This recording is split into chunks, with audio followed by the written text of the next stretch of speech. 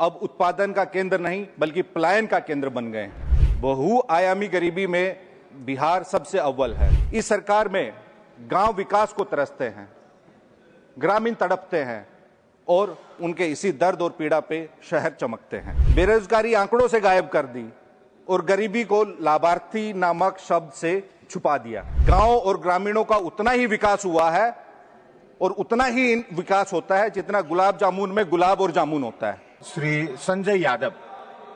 नमस्कार, news for nation देख रहे हैं और मैं हूं आपके साथ रंजन सिंह।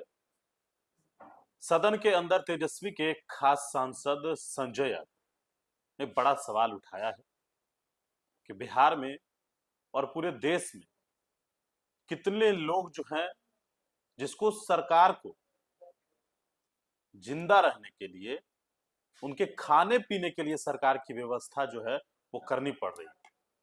ग्रामीण कार्य विभाग को लेकर आज सदन के भीतर चर्चा हो रही थी। उस दौरान संजय यादव ने कहा है कि 81 करोड़ भारतवासियों को सिर्फ जीवित रहने के लिए, न्यूनतम आवश्यकता पूरी करने के लिए 5 किलो अनाज दे रहे हैं और ऊपर से गरीबी खत्म करने का दावा करते हैं।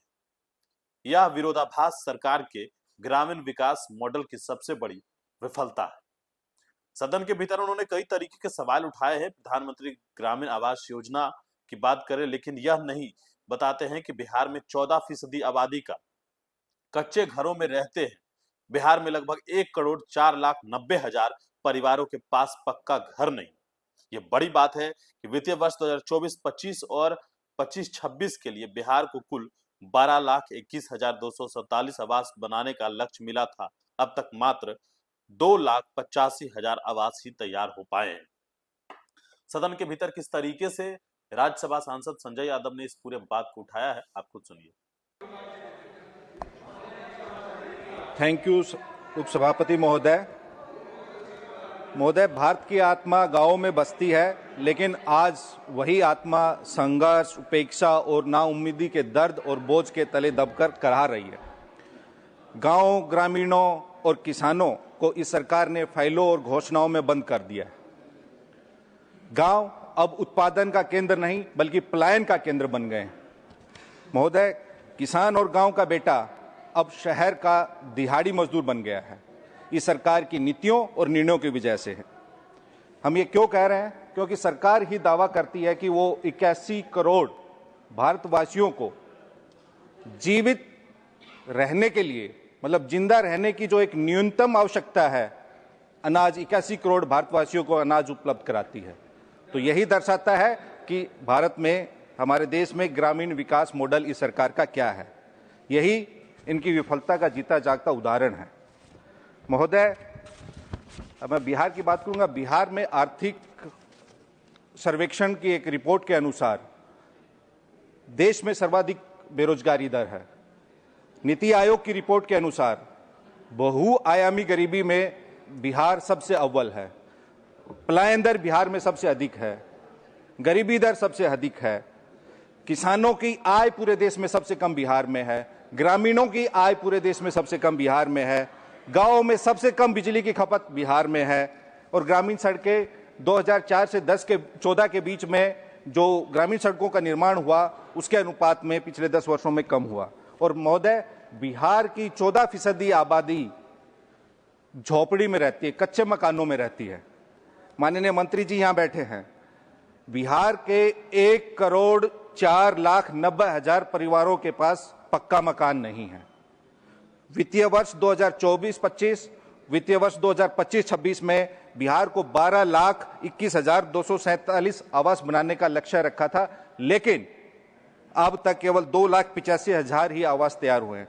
9 लाख आवास कहां गए, उनका कोई अता पता नहीं है। बिहार सरकार कह रही है कि हमको केंद्र से पर्याप्त राशि नहीं मिली है। ये उनके बिहार के ग्रामीण विकास मंत्री का आधिकारिक बयान है। महोदय, इस सरकार में गांव विकास को तरसते हैं, ग्रामीण तड़पते हैं और उनके इसी दर्द और पीड़ा पे शहर चमकते हैं। इन्होंने मनरेगा में काम की कमी और भुगतान की देरी भी एक बड़ी समस्या है। अब तो मनरेगा से गांधी जी का नाम भी हट गया है और उनका नाम हटना कोई अचानक हुई घटना नहीं है। आज से 11 वर्ष पहले खादी के कैलेंडर से भी गांधी जी की तस्वीर गायब हो गई थी और उनकी जगह किनकी तस्वीर लगी थी वो पूरा देश जानता है। प्रधानमंत्री जी का लगा था। महोदय, इन्होंने विकास मापने का पैमाना ही बदल दिया है, बेरोजगारी आंकड़ों से गायब कर दी और गरीबी को लाभार्थी नामक शब्द से छुपा दिया।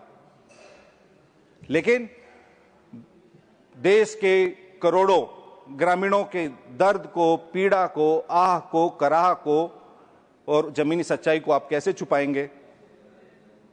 तो ये जब विकास किसके लिए हो रहा है?